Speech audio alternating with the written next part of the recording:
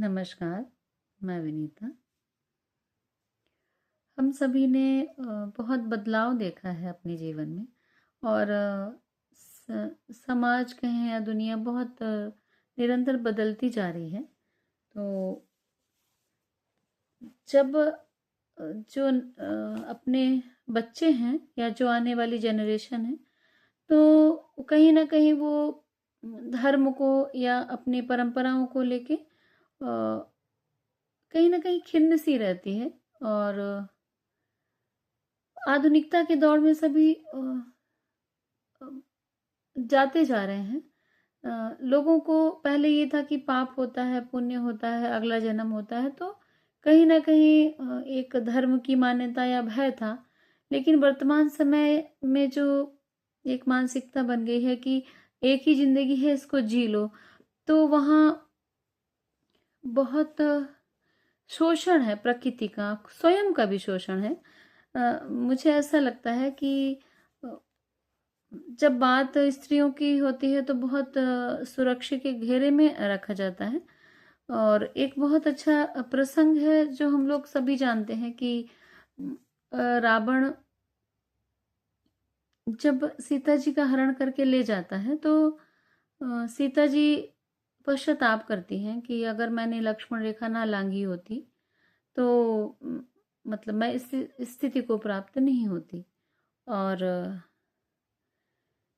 सीता जी लक्ष्मण रेखा लांघती हैं जब रावण उन्हें भयभीत करता है कि तुम्हारे पति का या देवर का अनिष्ट हो जाएगा अगर तुमने मुझे बंधी हुई भिक्षा दी, तो वो इस आशंका से भय से लक्ष्मण रेखा के बाहर आ जाती हैं और उनका हरण हो जाता है और वो कहीं ना कहीं इस पश्चाताप में रहती हैं कि मैंने बात नहीं मानी। और जब हम उनका हनुमान जी से प्रसंग पढ़ते हैं सीता जी का, तो वो कहती हैं कि दोनों भाइयों के चरण छूना और क्षमा मांगती हैं कि मैंने मतलब गलती की लक्ष्मण रेखा को लांग के। तो जब लक्ष्मण रेखा की बात आती है तो स्त्रियों पर बहुत टीका टिप्पणियां होती हैं कि रेखा नहीं लांघना चाहिए या मर्यादा नहीं लांघना चाहिए। मुझे इस प्रसंग में एक मतलब मैंने विचार किया तो एक बहुत सुंदर बात सामने आती है कि जब लक्ष्मण जी रेखा खींच के जाते हैं और जब सीता जी उसको लांघ जाती हैं तो पश्चाताप करती हैं। लेकिन जब हम इस प्रसंग में आगे बढ़ते हैं, जब सूर्यपंखा आती है लक्ष्मण जी के पास, तो भी लक्ष्मण जी ने अपनी रेखा को अम, अपने लिए भी खींच के रखी हुई है। मतलब सीता जी अगर लक्ष्मण रेखा को लांघ जाती हैं और रावण उनका हरण कर ले जाता है, तो ऐसा नहीं है कि लक्ष्मण जी द्वारा सिर्फ सीता जी के लिए रेखा खींची गई थी। अ, जैसे हमारे यहाँ स्त्रियों के लिए एक बहुत मर्यादाएं हैं और पुरुष को लगता है कि मेरे लिए सामान्य है, ऐसा नहीं है। अगर हम रामायण से ये सीखते हैं कि सीता जी को लक्ष्मण रेखा नहीं पार करनी चाहिए, तो हम लक्ष्मण जी से ये सीखते हैं कि जब शूर्पणखा आती है तो लक्ष्मण जी ने भी एक रेखा खींच के रखी हुई है, वो उसका प्रस्ताव ठुकरा देते हैं शूर्पणखा का। और फिर एक जब हम आगे विचार करते हैं तो कहते हैं लक्ष्मण जी ने नाक काट ली। तो अगर हम इसको वैचारिक दृष्टि से मनन करें तो लक्ष्मण जी ने नाक काटी या नहीं काटी, लेकिन जब शूर्पणखा उनके पास प्रस्ताव लेके गई और जब प्रस्ताव को उसने उन्होंने ठुकरा दिया लक्ष्मण जी ने, तो नाक तो वैसे ही कट गई। तो वर्तमान समय में तो मतलब अब लड़कियां स्वयं अपना प्रस्ताव लेकर जाती हैं, तो सीता जी वाला तो कहीं वही नहीं रहा।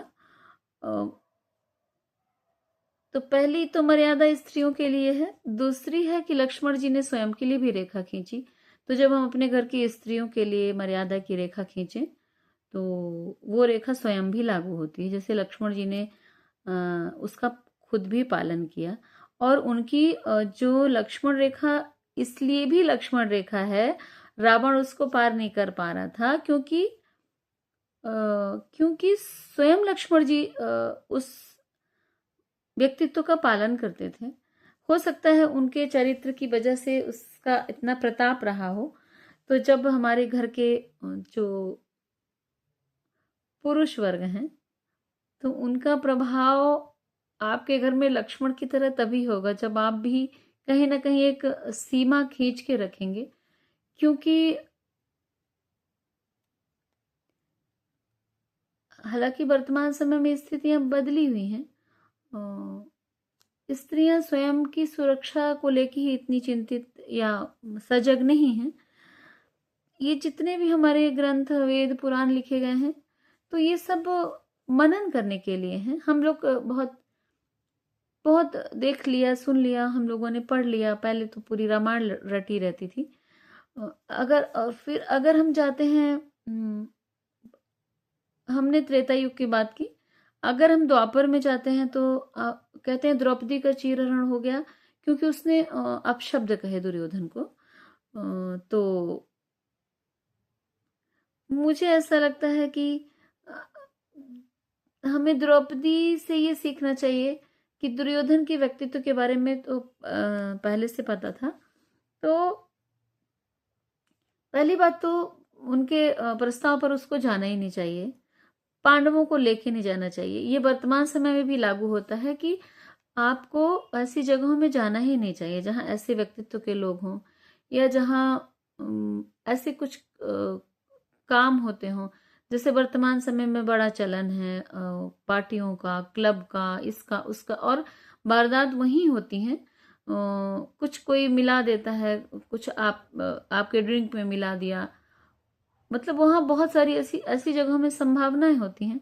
अगर द्रौपदी को दुर्योधन और दुशासन के चरित्र के बारे में पता था या पांचों पांडवों को पता था, तो पहली बात तो पांडवों को लेके नहीं जाना था, दूसरी बात द्रौपदी को स्वयं नहीं जाना था।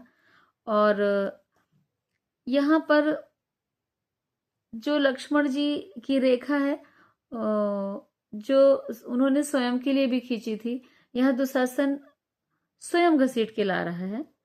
और दोनों देवर ही हैं, लेकिन एक रेखा खींच रहे हैं, दूसरी उस रेखा से बाहर खींच कर ला रहे हैं।